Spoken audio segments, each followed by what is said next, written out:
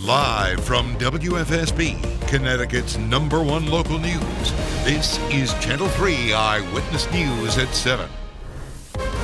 Good morning. Right now it's 7 o'clock. We are starting you off with an early warning weather alert. Strong storms are expected to move across the state later on today. Good morning, everyone, and thanks for joining us. I'm Nicole Nalepa. Let's get right over to meteorologist Scott Haney for the latest. So when is this all happening? Anytime afternoon, although there could be some scattered showers this morning, especially in northwest Connecticut, where I'm watching a line of showers and thunderstorms hold together in parts of the lower Hudson Valley. That's moving in our direction. I'll get to that in just a minute. First, want to talk globally, then we'll talk locally. This is Laura. This is going to be a menacing force for the coastline of Louisiana and Texas.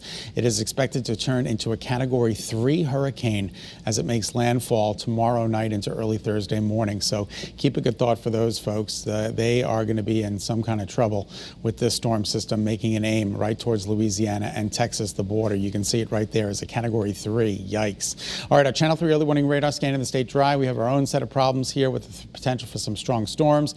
Beautiful out there right now. New London, good morning to you. A little bit of patchy fog, but the roads for the most part are good to go. You can see that patchy fog draped across the Connecticut River on our Middletown ICAM. The temperature's soupy. It's warm again, 60, the typical overnight low. We've got 70 for you in Madison, and we've got a three-way, look at the traffic moving nicely right now in Hartford. We've got a three-way tie going on in Killingworth, North Granby, and in Torrington, all coming in at 67 degrees. So it is warm and it is humid to start. The temperature's 60 is where we should be. Remember that. 70 at Bradley right now, 72 at Brainerd, 75 in New Haven, 75 in Bridgeport. So it is quite warm out there this morning, and those dew points are up there in the upper 60s. They're not quite as bad as they were yesterday, but they are expected to climb into the low 70s today, so it's going to be downright humid and oppressive. Isolated showers and thunderstorms are a possibility today. The Storm Prediction Center has placed us in the slight risk category for receiving some strong storms. This is one level up from the green, which you see all the way in the upper left-hand portion of your screen. That's the lowest threat on this map. Then second threat is the yellow. Third threat, which is the enhanced, that's pretty incredible. That is to our south and west. So keep a good thought for those folks. And we're going to have the potential for our own trouble here in the state. Now, the temperatures today could get to 90 degrees. If we do, it'll be day 39 of 90-degree heat here in the state, thus sending an old record of 1983 packing. 38 days of 90-degree heat is the record. We've tied that. We're just waiting to break it. Shower and thunderstorm icons start to materialize around noon, 1 o'clock, especially for the shoreline. Temperatures will be in the upper 80s there. So isolated showers and thunderstorms. Not every town will see these storms, but when they do roll in, there could be strong cloud-to-ground lightning, hail, gusty winds, the whole 9 yards, just like yesterday. And then it's going to be a much better day tomorrow. There's that line of showers and thunderstorms I'm talking about approaching Connecticut. It looks like it's holding together. I'm going to keep you posted. And we are moving throughout the day today into the upper 80s and low 90s. Now, there is that threat for showers and thunderstorms through about 6, 7 o'clock this evening. Then things will gradually wind down. Tomorrow is a much better day, 78 degrees, and then more storms are back in the forecast for Thursday. Some of those could pack a punch.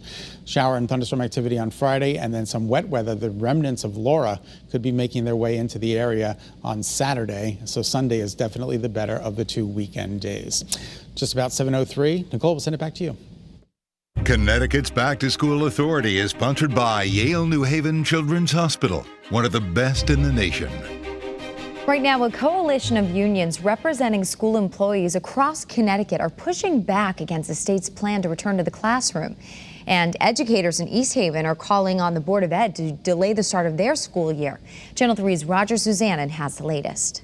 Right now, a coalition of unions representing more than 60,000 school staffers, including teachers, custodians, paraprofessionals, and bus drivers, are banding together, demanding safer conditions before they return to school. They recently submitted a 13-point plan to help improve conditions, which includes calling for each district to have a joint labor committee, mandatory masks for all students regardless of grade level, social distancing guarantees, a proper HVAC system for better ventilation, and improved accommodations for immunocompromised students and staffers. Union reps have submitted their demands to the governor and education leaders, but say so far the response has been inaction. But teachers and other school staffers say they'll continue raising their voices to demand change because the stakes are impossibly high. The nightmares that teachers are having are about their students becoming gravely ill. Roger Suzanin, Channel 3 Eyewitness News. And one of the big school supplies that many kids are still in need of this year are masks. And that's where our 3 Cares effort called Masks for School comes in. Tomorrow we'll be at the Xfinity Theater in Hartford from 9:30 to 12:30. And then Thursday you can find us at Torrington Middle School. At these events, we will be giving away 2 youth-sized cotton masks per child. They'll be distributed on a first-come, first-served basis. And these events are in collaboration with the Jewish Federation of Greater New Haven. Now this morning, we have been working really hard trying to get answers for Eversource customers. Now, during a hearing with the Public Utilities Regulatory Authority yesterday, the company admitted to billing customers $124 million to prevent losses on their end. Lawmakers are also calling on the company now to roll back its rate hike and give customers a refund for the higher charges in their July bill. Pura originally approved the rate hike, but then froze the change when customers complained. Eversource attributes part of the increase to 35% more power usage and an agreement with Millstone Power Plant. Deregulation prevents Eversource from selling power directly back to customers. Eversource says it recently took a $124 million hit when selling to the market. Now, under the agreement, customers foot that bill. While Pura investigates, any losses from selling to the market are on pause and will not be passed on to the customers. Authority ought to consider breaking up Eversource and creating a consumer-based utility, possibly with public ownership. During yesterday's hearing, Eversource also said the pandemic led to higher bills. The company says it lost a lot of revenue normally collected from businesses that were shut down or on reduced hours. Eversource tried recouping some lost revenue by billing customers more. Thank you so much for tuning in to Eyewitness News on this Tuesday. Remember, if you want to get any news and weather updates, all you have to do is download that Channel 3 app. And today is a day you're definitely going to want to have that phone handy as we continue to follow that early warning weather alert for you. Have a great day, everyone.